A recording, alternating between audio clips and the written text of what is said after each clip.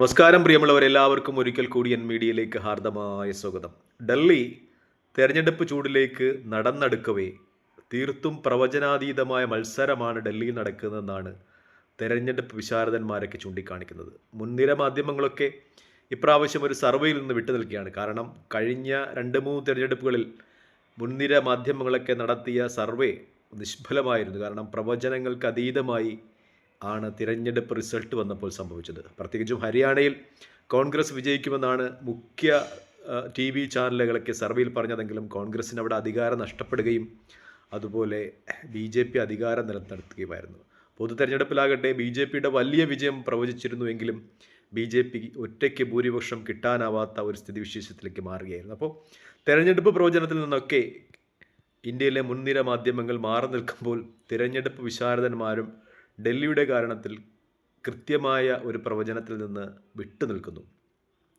കടുത്ത മത്സരം നടക്കുമെന്നാണ് അവരുടെയൊക്കെ വിലയിരുത്തൽ. പ്രത്യേകിച്ചും അരവിന്ദ് കെജ്രിവാൾ എന്ന രാഷ്ട്രീയ നേതാവിൻ്റെയും ആം ആദ്മി പാർട്ടിയുടെയും തുടക്കം ഡൽഹിയിൽ നിന്നാണ്. ഡൽഹിയിൽ നിന്ന് കിട്ടിയ ഒരു നല്ല തുടക്കത്തിൻ്റെ ഫലമായിട്ടാണ് പിന്നീട് അവർക്ക് പഞ്ചാബിൽ അധികാരം പിടിക്കുവാൻ കഴിഞ്ഞതും അതുപോലെ ഗുജറാത്തിൽ കോൺഗ്രസിൻ്റെ സ്ഥാനം തന്നെ ഏകദേശം കൈയടക്കിയ നിലയിലെത്തുന്നതും ഹരിയാനയിലും ഗോവയിലുമൊക്കെ തങ്ങളുടെ സാന്നിധ്യം തെളിയിക്കുവാനും ആം ആദ്മി പാർട്ടിക്ക് സാധിച്ചത് ഡൽഹിയിൽ നിന്നുള്ള നല്ല തുടക്കമായിരുന്നു. അഥവാ ഡൽഹിയിൽ ആം ആദ്മി പാർട്ടി നടത്തിയ ജനോപകാരപ്രദമായ നടപടികളിലൂടെയായിരുന്നു, ഭരണപരിഷ്കാരങ്ങളുടെയായിരുന്നു ഇന്ത്യയിൽ മൊത്തം ആ പ്രസ്ഥാനത്തിനൊരു വേരോട്ടമുണ്ടായത് എന്ന സത്യം നിലനിൽക്കുന്നു. പക്ഷേ ഇപ്പോൾ തിരഞ്ഞെടുപ്പ് വിശാരദന്മാരൊക്കെ ഒരു easy walk over Aam Aadmi പാർട്ടിക്ക് നൽകുന്നില്ല എന്നതാണ് ഏറ്റവും വലിയ വാസ്തവം. ഒരുപക്ഷെ BJP ചെറിയ മാർജിനിൽ കേവല ഭൂരിപക്ഷത്തിന് എത്തിപ്പെട്ടേക്കാം എന്നൊരവസ്ഥ ഇപ്പോൾ ഡൽഹിയിൽ നിലവിലുള്ളതായി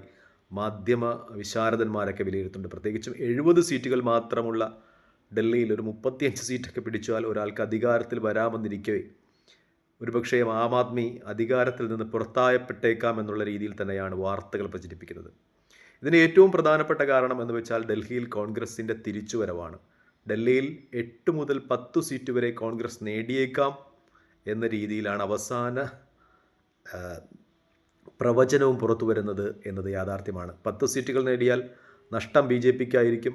കോൺഗ്രസ് 10 സീറ്റുകളിൽ കെട്ടിവെച്ച കാശ് നേടിയാൽ തന്നെ അത് ആം ആദ്മി പാർട്ടിയുടെ പരാജയമായിരിക്കും എന്ന രീതിയിലൊക്കെ മാധ്യമ പ്രവർത്തകർ വിശകലനം ചെയ്യുന്നുണ്ട്. അതിന് ഏറ്റവും പ്രധാനപ്പെട്ട കാരണം കോൺഗ്രസ് ആം ആദ്മിയെ പരാജയപ്പെടുത്താൻ ശ്രമിച്ചേക്കുമെന്ന് തന്നെയാണ് ഏറ്റവും വലിയ സത്യം. കാരണം കോൺഗ്രസിൻ്റെ ഒരു സ്പേസ് ലക്ഷ്യമാക്കിയാണ് ആം ആദ്മി പാർട്ടിയുടെ പ്രവർത്തനം. ഇന്ത്യയിൽ മൊത്തവും കോൺഗ്രസിനെ നിഷ്പ്രഭരാക്കിക്കൊണ്ട് അവിടെ ആം ആദ്മി പാർട്ടി കോൺഗ്രസ് വിഭാവനം ചെയ്യുന്ന ഒരു ഗാന്ധിയൻ സോഷ്യലിസം തന്നെയാണ് ആം ആദ്മി പാർട്ടിയുടെയും ആദർശം.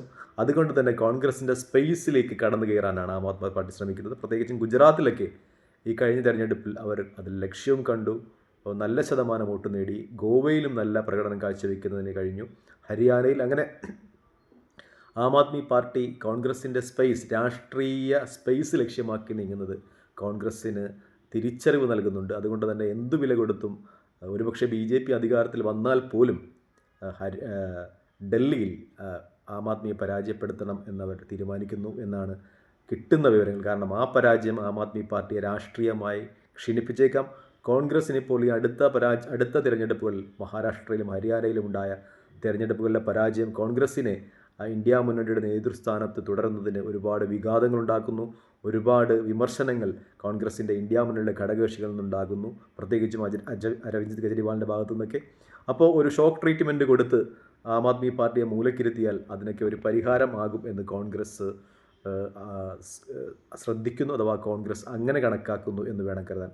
മറ്റൊന്നുകൂടിയുണ്ട്, ഡൽഹി നേരത്തെ കോൺഗ്രസിൻ്റെ ഒരു തറവാട് എന്ന രീതിയിൽ തന്നെ പ്രസക്തമായിരുന്നു. ഷീലാ ദീക്ഷിതിനെ പോലെ പ്രഗത്ഭരായ മുഖ്യമന്ത്രിമാരുണ്ടായിരുന്ന സ്ഥലമാണ് ഡൽഹി. പക്ഷേ ഡൽഹിയിലെ കൂട്ടബലാത്സംഗ കേസോടനുബന്ധിച്ചാണ് നമ്മൾ നിർഭയ എന്ന് വിളിക്കുന്ന ആ പെൺകുട്ടിയെ പ്രൈവറ്റ് ബസ്സിനുള്ളിൽ കൂട്ടബലാത്സംഗം ചെയ്യുന്ന കേസിനെ തുടർന്നാണ് അവിടെ സംസ്ഥാന ഗവൺമെൻറ്റിനെതിരെ പ്രതിഷേധമുയർന്നതും ഷീലാ ദീക്ഷിതിന് തുടർന്നു വരുന്ന നിയമസഭാ ഇലക്ഷനിൽ അധികാരം നഷ്ടപ്പെടുകയൊക്കെ ചെയ്യുന്നത്. അതിനുശേഷം കോൺഗ്രസ് ഘട്ടം ഘട്ടമായി ഡൽഹിയിൽ താഴോട്ട് വരികയായിരുന്നു. 0 സീറ്റ് എന്ന അവസ്ഥയിലാണ് കോൺഗ്രസ് ഇപ്പോഴുള്ളത്. പക്ഷേ ലോക്സഭാ ഇലക്ഷനിലൊക്കെ ഡൽഹിയുടെ ഒരു അവസ്ഥ വിലയിരുത്തുകയാണെങ്കിൽ കോൺഗ്രസും BJPയും തമ്മിലാണ് മത്സരം എന്ന് പറയാം. ഈ അടുത്ത ഇലക്ഷനിൽ, കഴിഞ്ഞ ഇലക്ഷനിൽ കോൺഗ്രസും ആം ആദ്മിയും തമ്മിൽ സഖ്യമായിരുന്നിട്ട് പോലും അവിടെ ഒരു സീറ്റ് നേടാൻ കഴിഞ്ഞില്ല. പക്ഷേ കോൺഗ്രസിന് ശക്തമായ അടിത്തറയുള്ള സ്ഥലമാണ്. അതുകൊണ്ട് തന്നെ കോൺഗ്രസ് ഒരുപക്ഷെ 8 മുതൽ 10 സീറ്റുകൾ വരെ നേടിയേക്കാം എന്ന ഒരവസ്ഥയുണ്ട് എന്നാണ് രാഷ്ട്രീയ വിശാരദന്മാരുടെ വിലയിരുത്തൽ. അങ്ങനെയാണെങ്കിൽ ആം ആദ്മി പാർട്ടിക്ക് സ്വാഭാവികമായും അധികാരം നഷ്ടപ്പെടുവാൻ സാധ്യതയുണ്ട്. പക്ഷേ കോൺഗ്രസിൻ്റെ പിന്തുണയോടുകൂടി ഒരുപക്ഷെ ആം ആദ്മി പാർട്ടിക്ക് അധികാരത്തിലെത്താവുന്ന അവസ്ഥയും നിലവിലുണ്ട് എന്ന ഒരു സംഭവവികാസം കൂടി നിലനിൽക്കുന്നെങ്കിലും ആം ആദ്മി പാർട്ടിയും BJPയും തമ്മിൽ ശക്തമായ മത്സരം തന്നെങ്കിലും കോൺഗ്രസ്സിന് വോട്ട് കൂടുന്നതിനനുസരിച്ച് ആം ആദ്മി പാർട്ടിയുടെ ചാൻസ് കുറഞ്ഞു വരുന്നു എന്നാണ് യാഥാർത്ഥ്യം. കാരണം മതന്യൂനപക്ഷങ്ങൾ ആം ആദ്മി പാർട്ടിയെ വിട്ട് ഇപ്രാവശ്യം കോൺഗ്രസിനൊപ്പം ചേരുവാനുള്ള സാധ്യത വളരെ വലുതാണെന്നാണ് രാഷ്ട്രീയ വിശാരദന്മാരുടെ അഭിപ്രായം. അതാണ് ആം ആദ്മി പാർട്ടിയെ പിറകോട്ട് വലിക്കുന്ന കാര്യം. കാരണം മുസ്ലിങ്ങൾ ഉൾപ്പെടുന്ന, സിഖ് വിഭാഗക്കാരുൾപ്പെടുന്ന ന്യൂനപക്ഷങ്ങൾ ഇപ്രാവശ്യം കോൺഗ്രസിനോടൊപ്പം നിൽക്കുന്നത് ആം ആദ്മി പാർട്ടിക്ക് വലിയ തിരിച്ചടിയാകും എന്ന ഒരു സ്ഥിതിവിശേഷം കൂടി ഉണ്ട് എന്നതാണ് ആ സ്ഥലത്തെ സംഭവവികാസങ്ങളെ വിലയിരുത്തുമ്പോൾ മാധ്യമപ്രവർത്തകർ സൂചിപ്പിക്കുന്നത്. പക്ഷേ